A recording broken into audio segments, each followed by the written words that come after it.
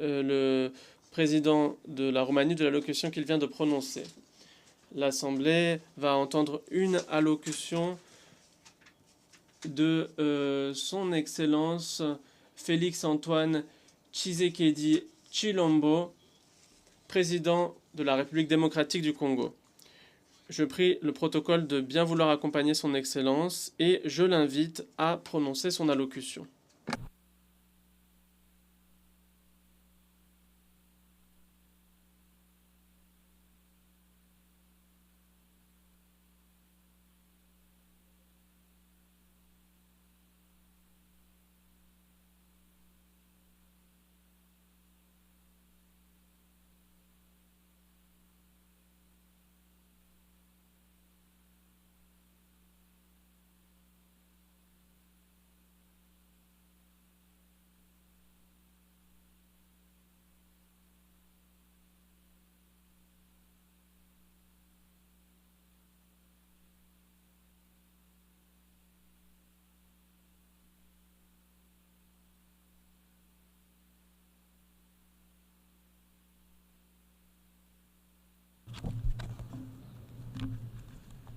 Monsieur le Président de l'Assemblée générale des Nations unies, ici représenté, c'est avec un immense honneur que je m'adresse à vous aujourd'hui pour la première fois depuis que le peuple congolais m'a renouvelé sa confiance en m'élisant pour un second mandat à la tête de notre nation. Ayant eu l'occasion de prendre la parole devant vous par le passé, je suis particulièrement ému de pouvoir le faire à nouveau en ce moment significatif pour notre pays. Je tiens à féliciter M. Philémon Yang pour son élection à la présidence de cette 79e session, de même que je rends hommage à vos prédécesseurs pour leur engagement constant au service de cette institution. Le thème de cette session, ne laisser personne de côté, agir ensemble pour faire progresser la paix, le développement durable et la dignité humaine pour les générations futures, résonne particulièrement avec nos aspirations en République démocratique du Congo. Monsieur le Président, Monsieur le Secrétaire général des Nations unies, Mesdames et Messieurs les chefs d'État et de gouvernement, Mesdames et Messieurs les chefs de délégation, le multilatéralisme et le respect d'un système mondial basé sur des règles ont été des piliers essentiels pour soutenir la paix, la sécurité, la santé, la prospérité à travers le monde depuis près de 80 ans. Les Nations unies incarnent ces valeurs fondamentales et demeure un acteur incontournable face aux défis majeurs que l'humanité doit surmonter, qu'il s'agisse de garantir la sécurité, de maîtriser le changement climatique ou de lutter contre la pauvreté. Cette réalité nécessite une coopération multilatérale renforcée. Cependant, le noble idéal des rédacteurs de la Charte des Nations unies, celui de servir d'instrument par lequel tous les pays régulent leur comportement, semble s'effacer. Le socle de la sécurité collective qu'elle a établi vacille. Nous avons la responsabilité de conjuguer nos efforts et de réaffirmer notre engagement envers le multilatéralisme, qui est la clé de solutions véritablement transformatrices face aux défis qui rongent notre monde. Comme l'a si bien exprimé Dag Hammarskjöld, ancien secrétaire général de l'ONU, dont le sacrifice en faveur de la paix en République démocratique du Congo nous rappelle la gravité de notre mission, je cite, « Le but de l'ONU n'est pas d'emmener l'humanité au paradis, mais de le protéger de l'enfer. » Fin de citation. En cette période critique du multilatéralisme, le multilatéralisme revêt une importance cruciale. Il permet de répondre aux menaces communes, de protéger notre planète et de renforcer la société civile ainsi que les droits humains. En effet, nous ne pouvons ignorer la montée alarmante de discours belliqueux et le rétablissement indécent de pratiques d'agressions armées et de pillage des ressources naturelles affectant tous les continents. Le conflit russo-ukrainien qui persiste et continue d'affecter la région n'est qu'une manifestation parmi tant d'autres qui menacent la paix dans le monde. Le Yémen, le Soudan, la Syrie ou encore le terrible drame qui se passe dans la bande de Gaza entrent dans le lot pour lequel le multilatéralisme jouerait pleinement son rôle. Il est impératif d'agir ensemble pour progresser vers la paix, le développement durable et la dignité humaine, garantissant ainsi un avenir meilleur pour les générations futures. Ne laissons personne sur le chemin. Tel est le message clair et pertinent qui inspire la thématique sélectionnée pour orienter les travaux de la 79e session de cette illustre Assemblée. Monsieur le Président, le Pacte pour l'avenir et ses annexes, le Pacte numérique mondial et la Déclaration sur les générations futures, que nous avons adopté lors du récent sommet de l'avenir, souligne l'importance d'une collaboration active pour atteindre une vision commune d'un avenir pacifique et prospère. Ces documents représentent un engagement essentiel pour mettre fin aux conflits, lutter contre l'extrême pauvreté et la faim et aborder des défis tels que les déplacements de population, l'immigration clandestine, l'insécurité alimentaire, les pandémies et les risques des nouvelles technologies. Parallèlement, le Pacte mondial numérique se positionne comme un pilier essentiel dans notre quête d'un avenir prospère au cœur de la 4e révolution industrielle où les technologies numériques sont devenues incontournables. Cette transformation numérique représente une occasion sans précédent d'atteindre les objectifs de développement durable d'ici 2030, notamment pour les pays les moins avancés. Elle vise à réduire la fracture numérique et à intégrer les populations non connectées dans des services digitaux à fort impact social. Cependant, pour relever ce défi majeur, inhérent à la révolution du numérique, des réformes globales sont nécessaires, impliquant une réévaluation de l'architecture financière internationale et un financement adéquat. C'est pourquoi la République démocratique du Congo aspire à attirer des investissements pour développer la connectivité en Afrique et appeler à la coopération des partenaires multilatéraux et des opérateurs de télécommunications, avec à la clé un transfert de connaissances. En effet, l'accompagnement au processus de maillage du pays est une solution prometteuse pour relier le sud et le nord du continent, ainsi que relier l'océan Indien à l'océan Atlantique. Cela comprend la formation de partenariats viables autour du projet hydroélectrique du Grand Inga qui vise à répondre à la demande énergétique croissante de notre continent, exacerbée par la prolifération des objets connectés.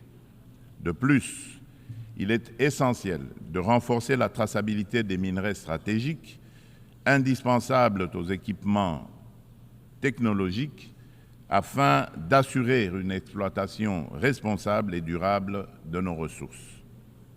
Par ailleurs, la pleine participation et l'engagement des jeunes, tant des filles que des garçons, sont également primordiaux pour bâtir une société durable et inclusive.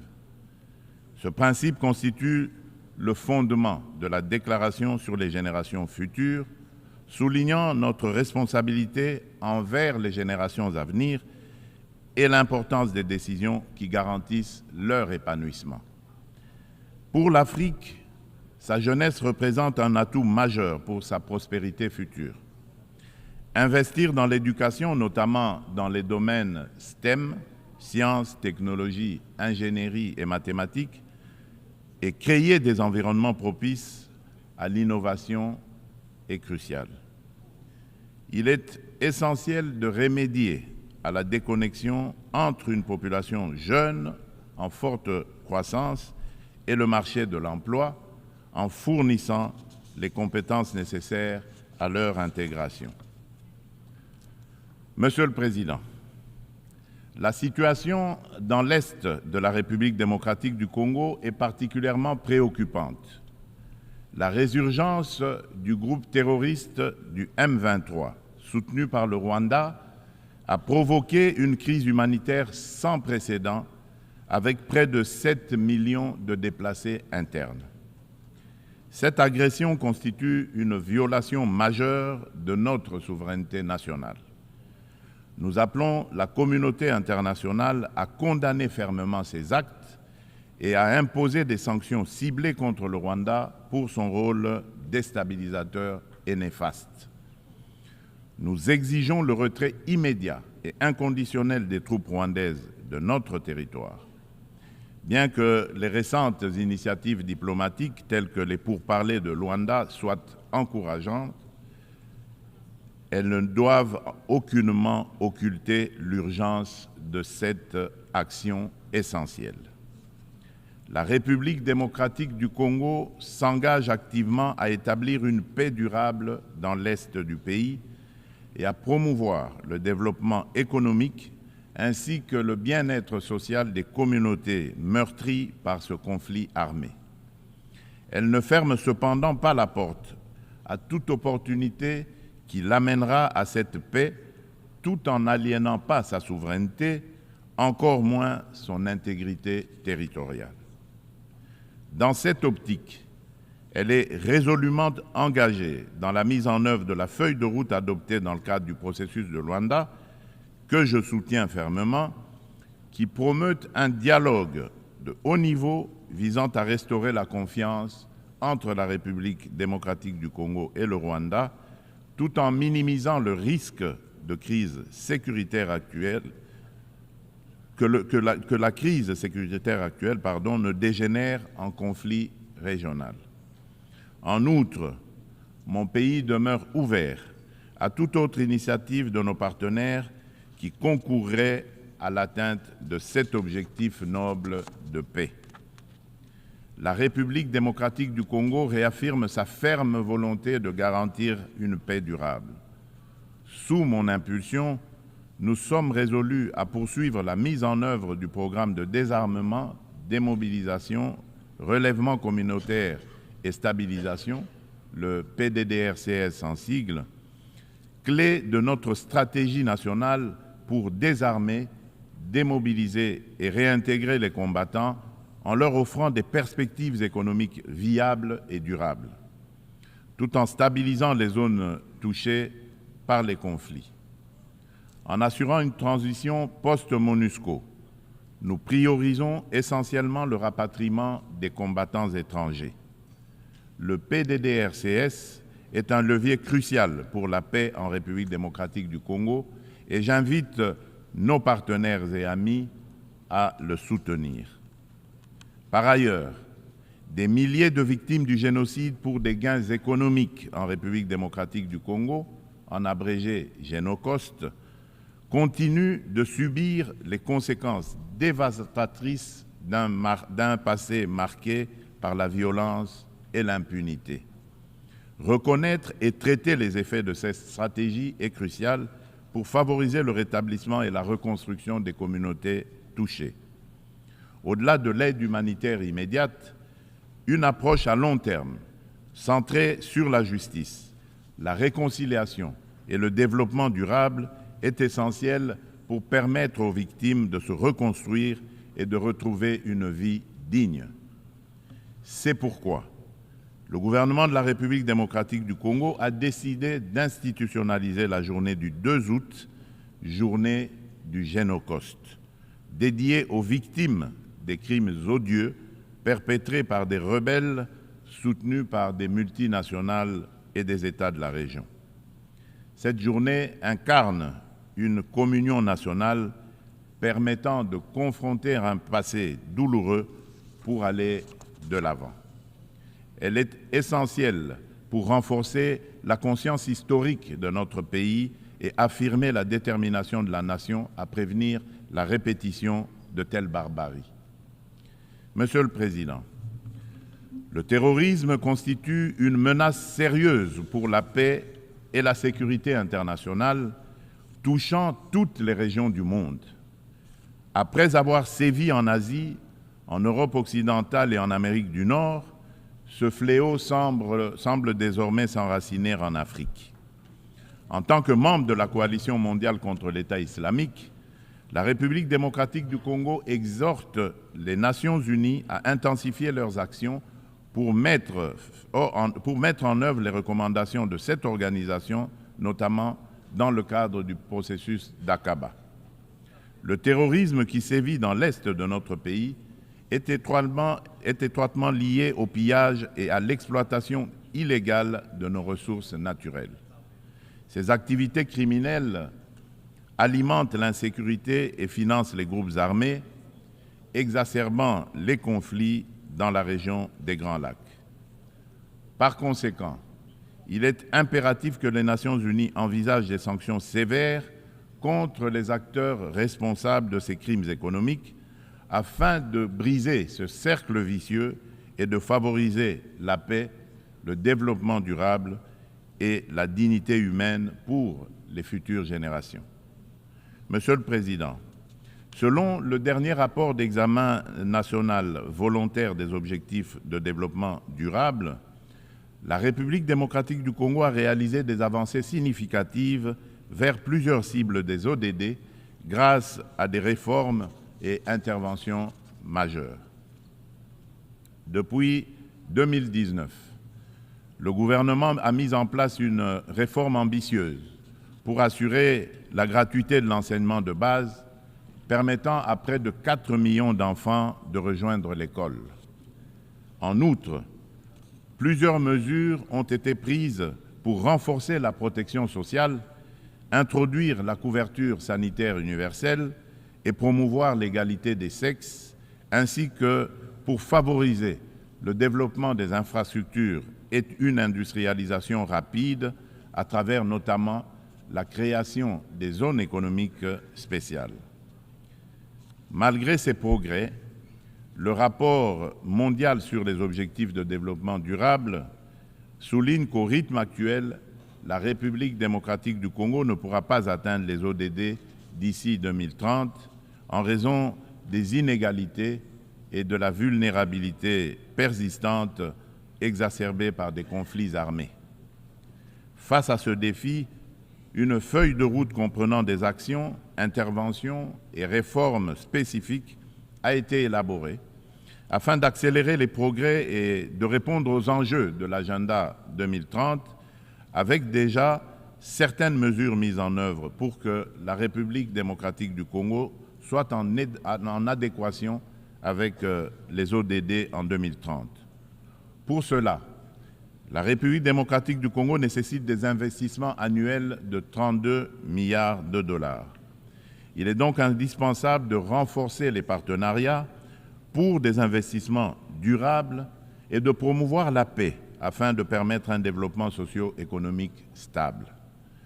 Au registre des réponses mondiales aux défis climatiques et la promotion des énergies renouvelables, la République démocratique du Congo, qui a déjà affirmé son engagement en faveur d'une action climatique ambitieuse, souligne l'importance cruciale d'un soutien financier et technique accru afin de renforcer ses efforts pour atteindre les objectifs de l'accord de Paris.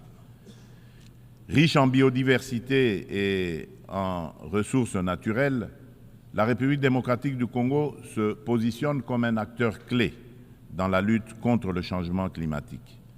Les initiatives engagées pour réduire les émissions de gaz à effet de serre se concentrent sur 4 secteurs stratégiques: l'agriculture, la foresterie, l'énergie et la gestion des déchets. Des réformes structurelles sont actuellement mises en place pour inverser la déforestation et améliorer l'accès à une énergie propre, témoignant ainsi de l'engagement déterminé du gouvernement en faveur de la préservation des ressources naturelles et de la transition écologique. Concernant la valorisation des forêts tropicales, un tournant majeur a été franchi à Bali en novembre 2022, en Indonésie, avec l'adoption de la déclaration conjointe sur la coopération autour de la forêt tropicale et l'action climatique signée par le Brésil, l'Indonésie et la République démocratique du Congo.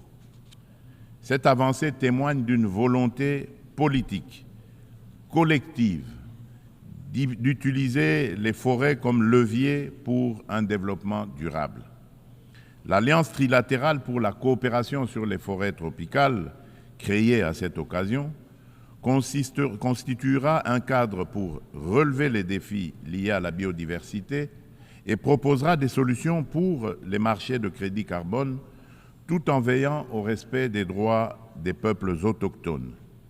Par ailleurs, dans le cadre des enjeux liés à l'environnement et au réchauffement climatique, il est essentiel de souligner la tenue du deuxième sommet des 3 grands bassins forestiers tropicaux du monde, à savoir l'Amazonie, le Congo et le Bornéo-Mékong, qui s'est tenu du 26 au 28 octobre 2023 à Brazzaville, en République du Congo. Cette initiative africaine, portée par le président Denis Sassou Nguesso, vise à mettre en œuvre, dans le cadre de la décennie des Nations Unies pour la restauration des écosystèmes, la première coalition mondiale dédiée à la restauration de 350 millions d'hectares d'écosystèmes terrestres et aquatiques. Ces forêts constituent un rempart indispensable contre le changement climatique. Face à des problèmes clairement identifiés et à des solutions à portée de main, il est crucial d'agir de manière concrète. Les bassins amazoniens, congolais et de Bornéo-Mékong abritent plus de 80% des forêts tropicales et jouent un rôle crucial dans la lutte contre le changement climatique, tout en fournissant des services écosystémiques vitaux. Il est donc impératif que l'amélioration des conditions socio-économiques des communautés locales qui jouent un rôle clé dans la préservation de ces forêts soit placée au centre des priorités de la gouvernance mondiale. Pour sa part, la République démocratique du Congo met en place des instruments juridiques et des dispositifs institutionnels visant à renforcer sa position sur le marché mondial du carbone, tout en restant ouverte à des partenariats en conformité avec l'accord de Paris et ses lois internes. La prise de conscience croissante des défis liés à l'instabilité climatique et à l'épuisement des ressources naturelles, souvent à l'origine de conflits armés, souligne l'urgence d'agir sur ces problématiques. Il est donc primordial de reconnaître le lien entre changement climatique, dégradation environnementale et sécurité, afin de favoriser des actions proactives qui atténuent ces risques par le biais de pratiques durables. À cet égard, nous appelons le Conseil de sécurité à établir des mécanismes internationaux intégrant les questions de sécurité climatique dans leurs discussions. Monsieur le Président, face à un défi énergétique majeur, le monde fait face à un défi énergétique majeur. Les systèmes basés sur les combustibles fossiles sont responsables d'importantes émissions de gaz à effet de serre, exacerbant le changement climatique. Sans efforts concertés pour promouvoir les énergies renouvelables, nous risquerions de faire face à davantage de crises, telles que des conditions météorologiques extrêmes et des conflits liés aux ressources naturelles, comme nous l'observons déjà. La République démocratique du Congo dispose de ressources abondantes, y compris des minéraux essentiels tels que le cobalt, le lithium, le nickel et le graphite, pour ne citer que ceux-là, qui peuvent faciliter une transition énergétique durable. Nous appelons à la coopération internationale pour développer les technologies et infrastructures nécessaires. Notre vision est de transformer l'exploitation de nos ressources en levier pour un développement durable et inclusif, tout en améliorant l'éducation, la santé et les infrastructures. L'inclusion sociale est au centre de notre stratégie, garantissant une répartition équitable des bénéfices du progrès. En nous investissant dans la lutte contre le changement climatique et en contribuant aux objectifs de développement durable, la République démocratique du Congo est prête à jouer un rôle clé dans la transformation des systèmes énergétiques mondiaux. Ensemble, nous pouvons bâtir un avenir où l'énergie est propre, durable et accessible à tous. Monsieur le Président, j'aimerais également aborder la question cruciale de la parité hommes-femmes. Bien que la participation égale des femmes et des hommes à la vie politique soit internationalement reconnue, il subsiste dans la pratique un fossé entre l'égalité juridique et la réalité dans l'exercice du pouvoir. Les préoccupations des femmes méritent d'être intégrées dans les décisions majeures qui touchent notre société. En République démocratique du Congo, nous sommes déterminés à changer les mentalités pour surmonter les barrières sociétales qui freinent l'épanouissement des femmes. Il est essentiel d'impliquer les hommes dans ce processus afin de transformer la dynamique sociale et de valoriser leur rôle dans le succès des femmes. Au niveau national, la Constitution congolaise consacre la parité. Aussi, le gouvernement a mis en place une stratégie de lutte contre les violences basées sur le genre, axée sur la prévention, la protection et la réparation des victimes. Cette stratégie se traduit par le Fonds national de réparation pour les victimes des violences sexuelles liées au conflit et de crimes contre la paix et la sécurité de l'humanité, en abrégé le FONAREV. La législation en cours vise à garantir cette protection. Il convient de souligner les progrès significatifs réalisés en matière de participation des femmes à la prise de décision, avec la nomination pour la première fois dans notre histoire d'une femme comme première ministre et chef du gouvernement.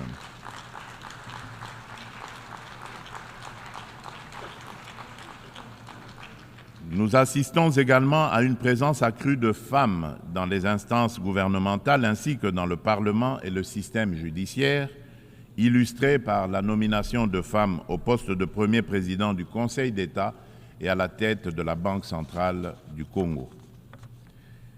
Monsieur le Président de l'Assemblée générale des Nations unies, Monsieur le Secrétaire général des Nations unies, Mesdames et Messieurs les chefs d'État et de gouvernement, Mesdames et Messieurs les chefs de délégation, Monsieur le Président, dans cet élan de progrès, il est impératif que la communauté internationale, sous l'égide des Nations unies, continue d'accompagner ces dynamiques en se réinventant face aux défis du monde actuel. Pour maintenir la confiance de la communauté internationale, l'Organisation des Nations unies doit prouver sa capacité à s'adapter aux évolutions contemporaines et à les surmonter de manière efficace et responsable. Il est impératif de redynamiser le multilatéralisme par des réformes ciblées de la Charte des Nations unies, touchant des questions clés telles que le Conseil de sécurité, le droit de veto, le chapitre 7 et le recours à la force. Néanmoins, cela ne suffira pas.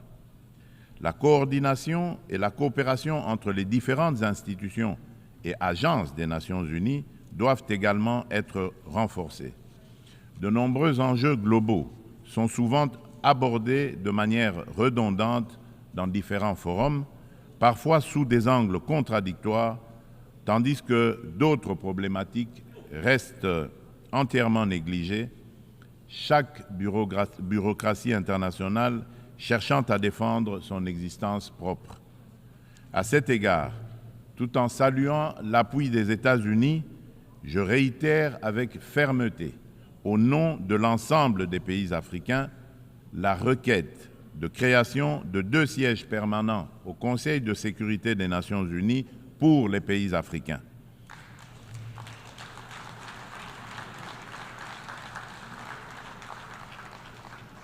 En tant que principal décideur au sein de l'ONU, cet organe doit intégrer des représentants africains parmi ses membres permanents avec toutes les prérogatives leur reconnues, notamment le droit de veto pour garantir une juste représentation géographique.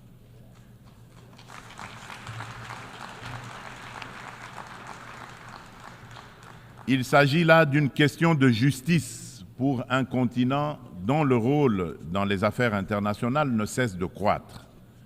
Nous, Africains, tenons cette exigence avec la plus grande détermination.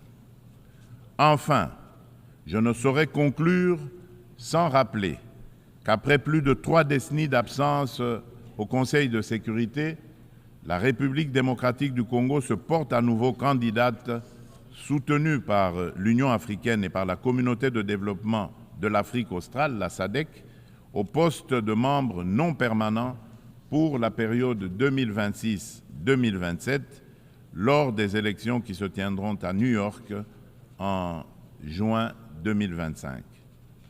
La République démocratique du Congo a déjà occupé cette fonction entre 1982 et 1983, 1990 et 1991, période durant lesquelles elle a œuvré pour la promotion de la paix, de la sécurité et de la stabilité en Afrique et dans le monde.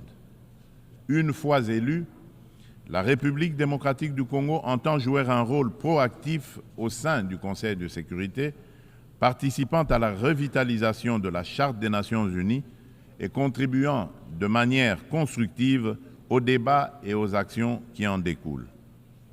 Mon pays sollicite donc le soutien de tous les États membres en vue de son élection.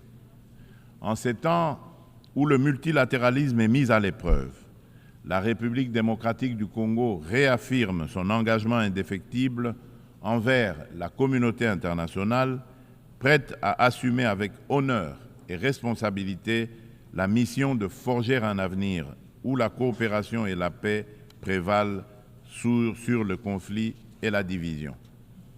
Nelson Mandela a dit, je cite, « Aucun de nous agissant seul ne peut atteindre le succès ». Fin de citation. Ainsi, nous tendons la main à chacun de vous, partenaires de longue date et nouveaux alliés, pour écrire ensemble ce chapitre crucial de notre histoire collective. Ensemble, faisons de notre monde un lieu où chaque nation, grande ou petite, peut prospérer dans la dignité et dans la sécurité. Je vous remercie.